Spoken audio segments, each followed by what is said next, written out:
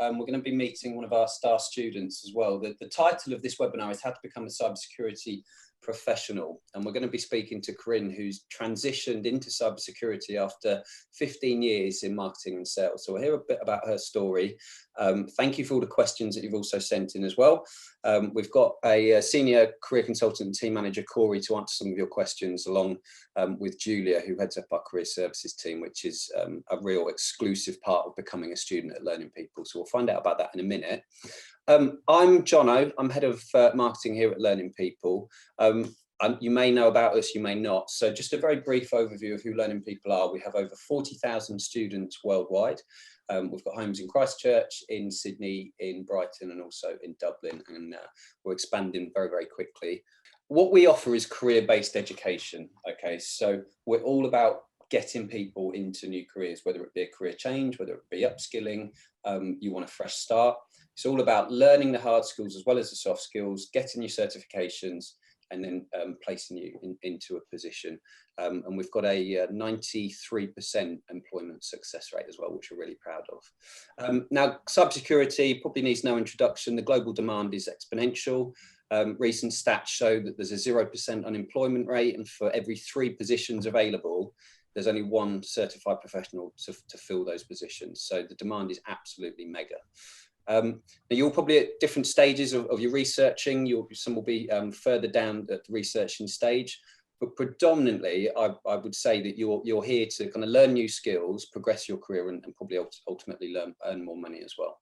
So hopefully we can help you do that. Julia, would you be able to give us an overview of career services? Yes, absolutely. Career services is a support mechanism that we've set up with the Learning People. So once you've enrolled with us and started your training journey, we engage with you basically within the first week of your enrolment to set up a plan tailoring your career search or job search, set up a plan with us. So you can start working with us immediately if you would like to. Some people find that overwhelming and would like to get into their study first off, and maybe wait and to work with us in a few months' time. But you'll be allocated a dedicated career services consultant who will assist you with that job search part of your journey, navigating that job market. So once you start working with us, we roll it out over 3 phases, 3-part process. The first part is we assist you with consulting with changes that you need to make with your CV, making it more technical looking, showcasing your skills, training, all those sorts of things. We also go through a review process with your LinkedIn profile. Some of you may not have heard of LinkedIn, may not have a profile, so we'll support you through setting that up. Most importantly, the second part with that LinkedIn is actually using it effectively. So how to network, how to use the job board on there, using it as a research tool as well. And that second part process, as well as navigating LinkedIn, we coach you through how to get in touch with other people through networking, registering with recruitment agencies, or even just applying for jobs in the traditional way. The third part of the process, so the third phase, is interview preparation. So you would have successfully gained yourself an interview, so we'll go through that interview preparation with you. Most interviews nowadays are conducted or done through a behavioural-based style, which we will coach you through how to answer those questions, as well as with a technical job application process. You may actually have to do some technical testing as well, maybe some personality profile testing too. So again, we'll coach you through that process of how to handle it, even negotiation with contracts, if you're asking for the right salary, those sorts of things as well. So full end-to-end process that you'll work with us on. That's great, thanks Jules. And it really is an exclusive benefit of enrolling with Learning People. As I say, we're all about getting you placed into roles and new careers. Corey, would you be able just to give us a very brief overview? I mean, I touched on cybersecurity and the demand, but how are you seeing it from your angle and the demand around the world? And cybersecurity, well, the key factors are that every single company needs it. You know, it doesn't matter what sort of organization you are, where you work, there's going to be some kind of network or data that needs protecting. And since every single company in the world needs cybersecurity professionals, they're either going to hire contractors and pay them a lot of money, or they're going to get someone full-time and hire them. And fortunately, the demand's so high that if you are technically skilled and you have certifications to make yourself marketable, you're going to get interviews. And the moment you prove to them you can do the job and look after their network, they don't really have a choice but to say, yes, we need you. So the demand has been increasing for years now, and COVID, fortunately for people wanting to move into the industry, has increased demand, because as all organizations moved online, retail moved online, you know, banking's now nearly fully online. The more these organizations move online, the more demand there is going to be for cybersecurity professionals. So it's not slowing down. There's no real foreseeable end to the growth. And there's always going to be positions available, not just at the low ends, but at the high ends as well. So yeah, it's a great time for people to want to move into it. Thanks, Corey. Right, so this is my favourite part of my job, when we get to meet our students who have enrolled with us, gone through the journey, past certifications, and then ultimately say land a job at the end of it. But just to understand someone's experience with the learning people is really important.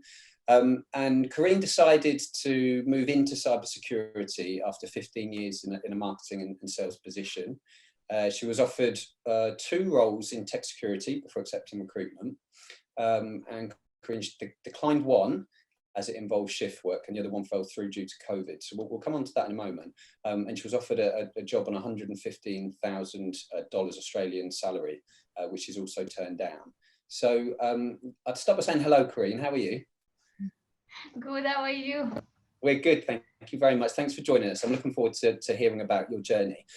Maybe if we'll just start right at the very beginning, and if you tell us about your journey to date and why you chose to move into cybersecurity.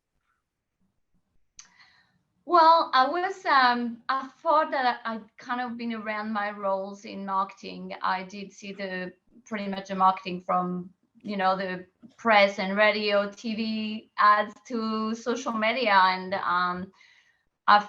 I feel like I needed some change. I wanted a job that involved a lot of learning. I wanted my brain to be picked a little bit. And I've always been fascinated by, you know, hackers in the movies, like entering network, grabbing what they need and get out. And I always thought that's pretty awesome.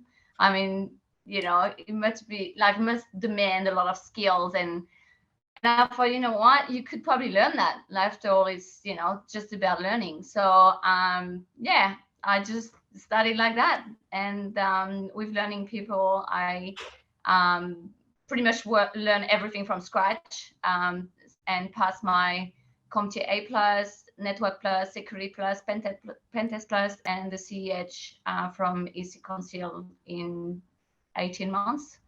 Yeah, I loved it, every bit of it.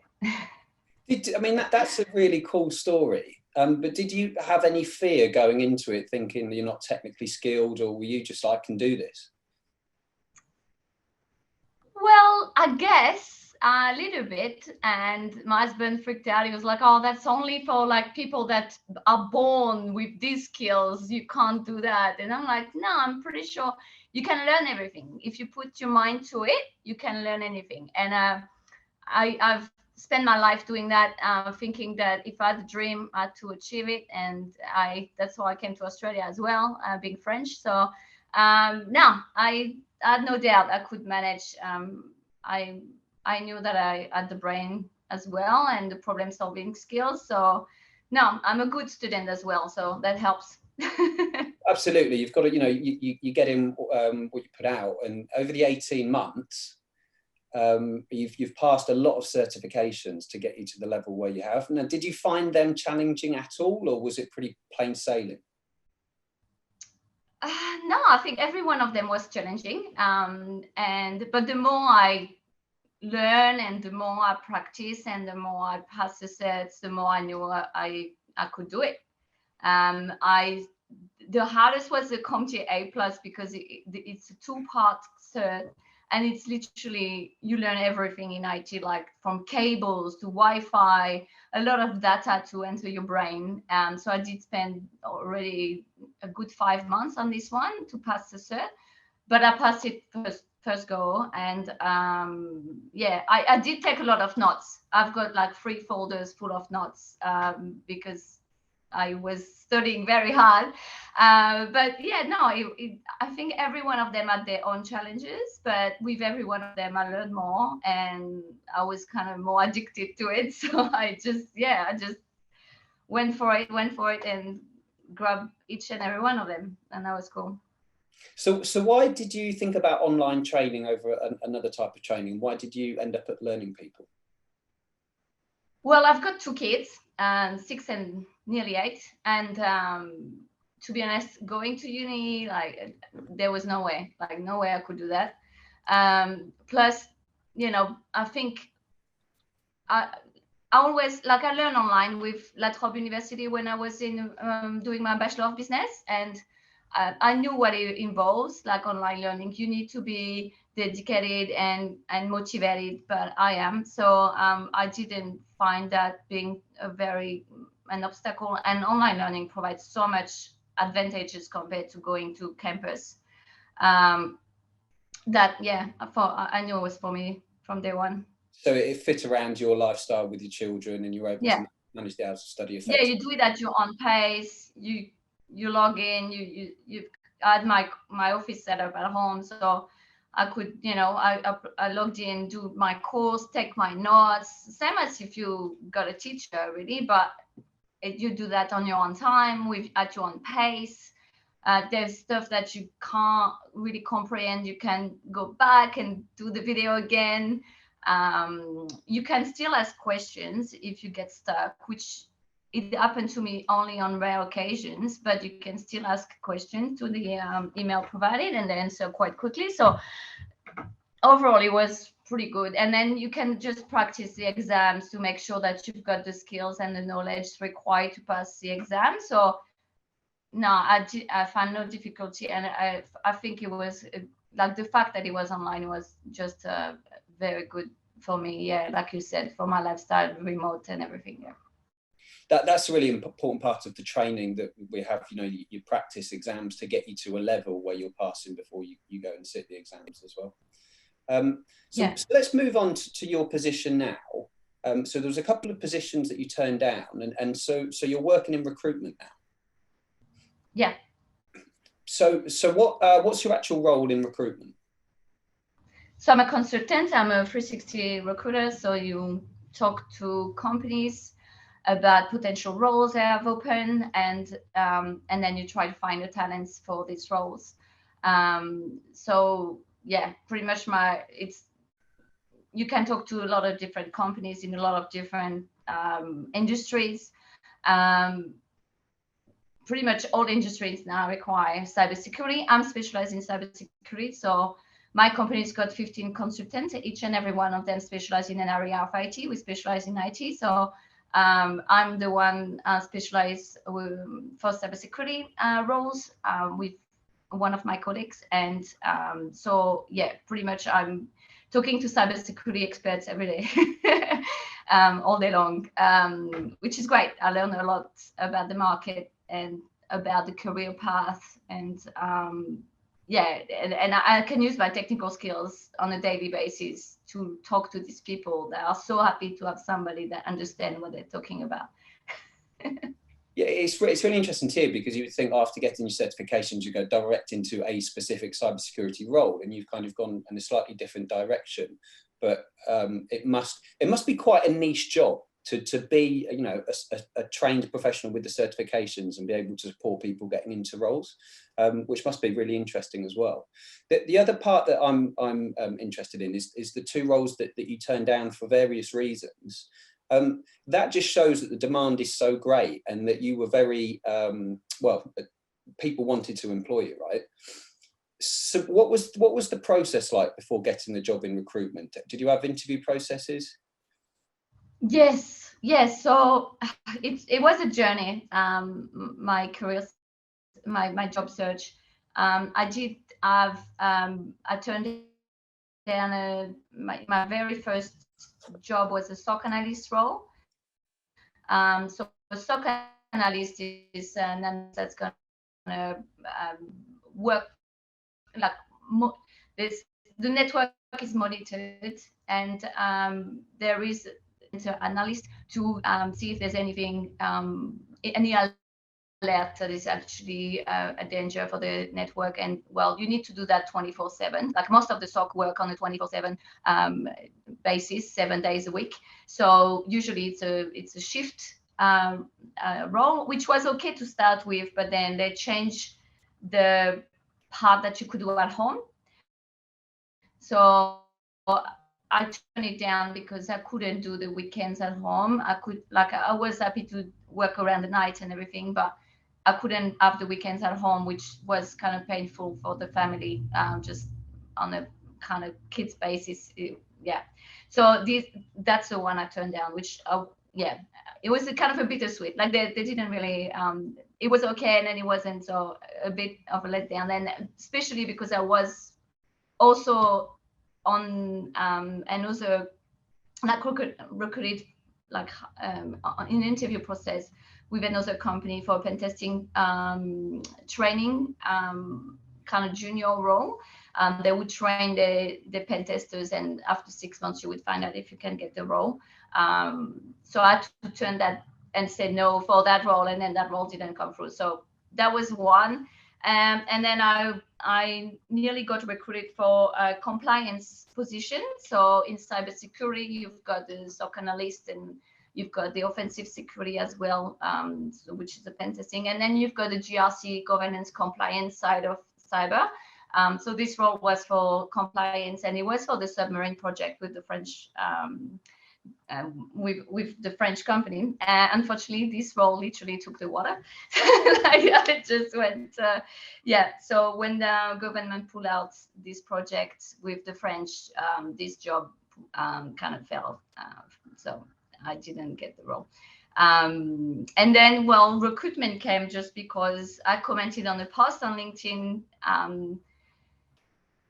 My colleague now, Luca, said something about how recruiters don't really know what they're talking about when they recruit cybersecurity experts, and also how it's a poor experience because sometimes you feel like they don't even look at your resume. And he was saying that, you know, they wanted to make a difference in the recruitment process for cybersecurity people. And I put my heads up and I just commented and I say, hey, yeah, happy to have a chat about this, because definitely I found that a few of my experiences with recruiters were quite disastrous. And yeah, and that's how I got the job. But yeah, I did go through three rounds of interview. And do you work from home?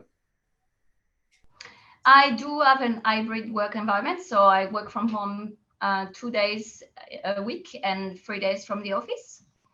Yeah, so pretty flexible. Most companies nowadays offer that. Yeah, specifically post-pandemic, don't they? Which is, you know, it's great to be more flexible. So, so in your role, do you hire cybersecurity experts for nationally? Yeah. Yeah. So yeah, all across Australia, and all across the whole cybersecurity different. So I can recruit a SOC analyst, pen testers, GRC, InfoSec, network security architects, engineers, pretty much. Yeah, I've seen how the market is really vast, and you've got your defensive security, your offensive security, the purple teams as well. Then you've got your information security guys with the GRC, the compliance. And then you've got the engineers as well, which is kind of not more of the back end of the analyst. The analyst is going to use softwares to monitor the network. The engineer is going to work on the back end of that. Yeah, so I can see much more clearly how the cybersecurity is such a vast market, and there are so many different careers you can do in cybersecurity. So you've seen that the demand is huge, and there's a lot of job vacancies out there at the moment, right? Yes, definitely. The domain, like the market is like it's so hot. There's so many jobs and not many people, for the role. Julia, Karine mentioned LinkedIn there. Like, how important is LinkedIn becoming to find interviews and employment? Very much so. I mean, there's the traditional job board on there as well, but as Karine just mentioned, is if you get stuck into it and start utilizing it effectively in networking, and networking doesn't necessarily need to be messaging people and contact them directly and all those sorts of things. It can be as simple as liking and commenting on a post on LinkedIn, like Karine just mentioned there. It's all about getting your name out there. Most of the time, IT recruiters, and Karine hopefully will back me up on this, will they won't advertise their jobs on the likes of the traditional job boards on Seek and things like that, because they just don't get the right candidates. So they have to use a lot of tools to headhunt candidates. They'll use, the platforms like LinkedIn to get in touch with people and create their own network, or they might hold webinars like we're doing at the moment, or go to job events or everything like that, because they just need to be more proactive in finding their pool of candidates. So LinkedIn is just one of the pieces of puzzles, but it's very, very effective in that job search. Karine, from your perspective, when you're hiring, what do you think a cybersecurity expert should look like? What key traits do you look for? Well, I guess the diversity of the roles doesn't allow me to answer this question, because there are so many different aspects of, for every role there is different. But one thing I'd say is that LinkedIn is really very important. And one thing that I would suggest to anyone listening is that, first of all, know what you want, because if you put in your job title already what you'd like to do, that would be a bonus, especially when you're starting your career. And most of the young, like the junior, like I was, say, oh, I do anything, any job. That's actually very hard for a recruiter, because you need to know what they want to do. So that's one thing that I think everybody needs to think about, what they want to do in cybersecurity. And if they could place in their title what they want to do, that would help. Also, knowing their tech stack would be very important. So if they could, when you search as a recruiter, you search with keywords. And if you don't have, like, obviously you've got thousands of people on LinkedIn. If you don't have these keywords, you probably won't pop up, or you pop up like very late in like the 10th page, and it's nobody wants that. So know your tech stack, and if you could place these technical skills you've got in your LinkedIn profile with maybe potential projects you've done, or even if you work on, like, I know with learning people, we learn a lot on labs. If you can place these skills on your profile, that would be fantastic. That would be such a bonus, and also explain why you want to do that. I think it's, and what you're looking for would be a great starting point. And then connect with people, get interested on what they're doing, what they've done in their career, because by knowing other security people and understanding what they're doing, you can stand out from the crowd as well, and people gonna remember you. And if they need somebody one day, a junior, they're gonna say, hey, I talked to this guy the other day. Well, maybe he's available. So I think being active on LinkedIn, and like I said, having these technical skills, the keywords are very important, and the certs as well, definitely. So just before we move on to the questions from everyone on the session, what are the typical salaries that you will be offering at the moment? Well, it depends on the role, but to be honest, a junior with no experience whatsoever will kind of probably start at $90,000 a year. But ideally, it's really hard to enter the cybersecurity market. what is important for every junior to understand is that when I study with learning people, I thought I would push my search at the very end after I passed my CH. And I think that was a mistake in the sense that I could have maybe get an IT job before doing all the sets. So at least by the time I get my CH, I would have had already a year in IT. And I think that would have really helped. So I guess what my recommendation would be, like, when you want to go cybersecurity, you need to, ideally, if you can find any kind of IT role as well, like to start. Because even I recruited not long ago a network engineer that just started cybersecurity, but he had network engineering for, I don't know, 10 years before that.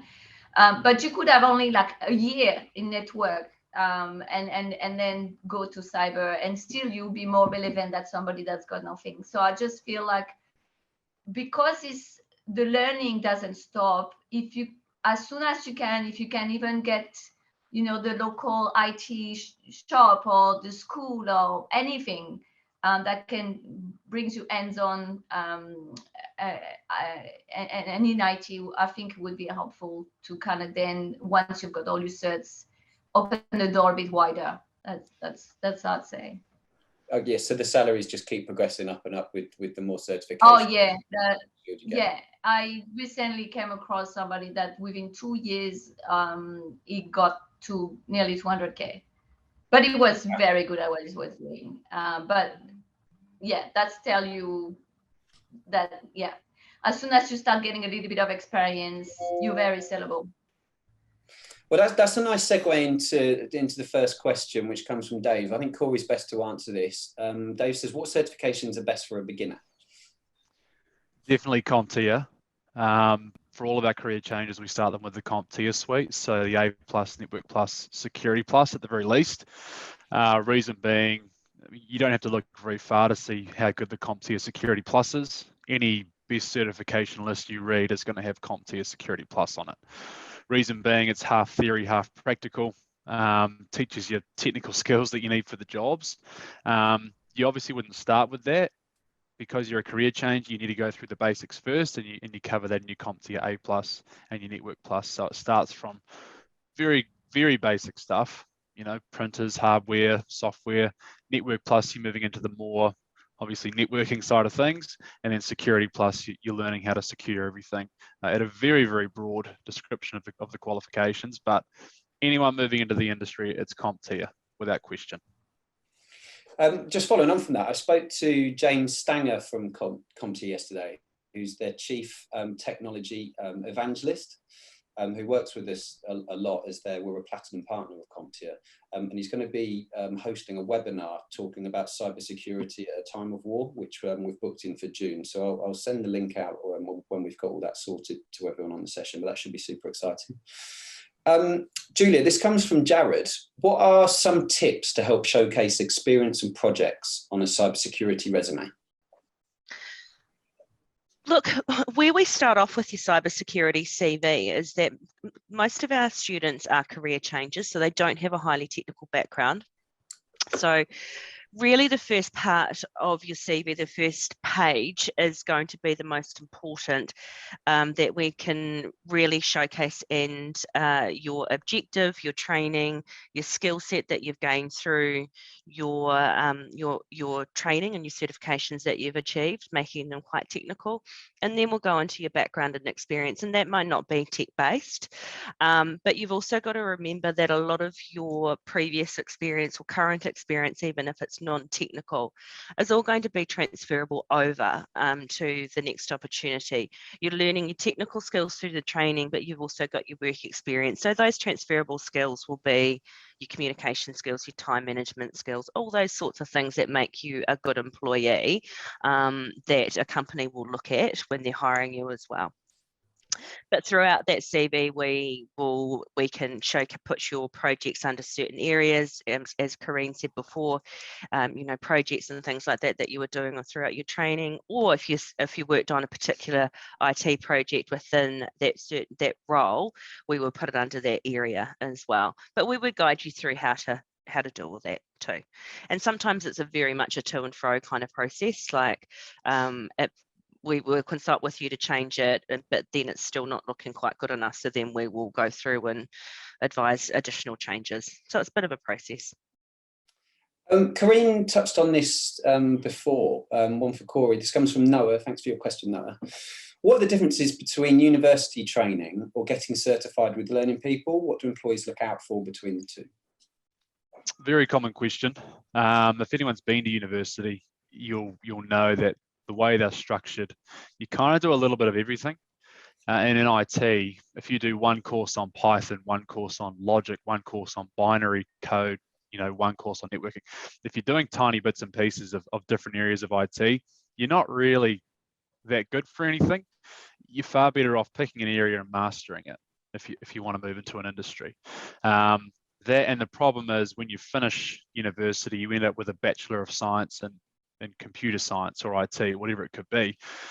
Recruiters don't actually have any idea what modules you picked or what classes you chose or what you're actually good at. Now, there's nothing really wrong with a bachelor's degree. You're normally going to have to certify on top of it though, if you want to really get the proper opportunities. The reason CompT is so good, as I said before, they're half theory, half practical. So once you have it, it shows you've got technical ability, and the assessments are the same anywhere in the world. So there's no vagueness. If you have the CompT Security Plus and you set it in New Zealand, you're just as skilled as someone who set it in England and Australia, China, USA, wherever you might be. So as soon as you have it, there's no questions of, well, what did they actually learn? What did they teach at that particular organization? You've got a certification that shows you have the skills. Karine's nodding with you, so you agree with that, Karine? and is it ever a barrier?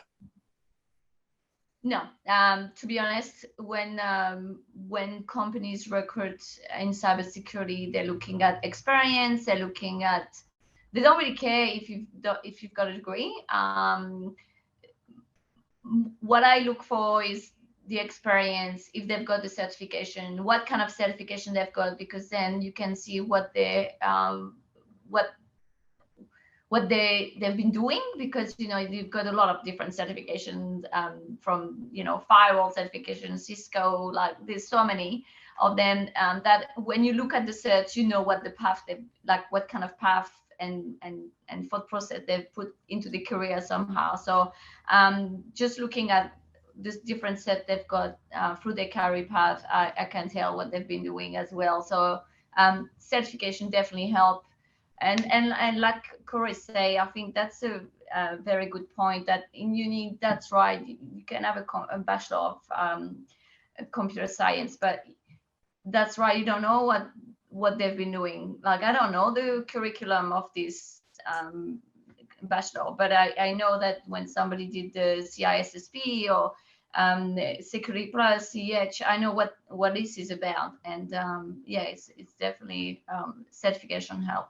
Definitely much more than having just a bachelor. They would have to have cert on top, definitely. And Julia, in terms of the age barrier, because we do get asked that a lot, I mean, you've supported people of all ages into new roles, haven't you? Yeah, absolutely.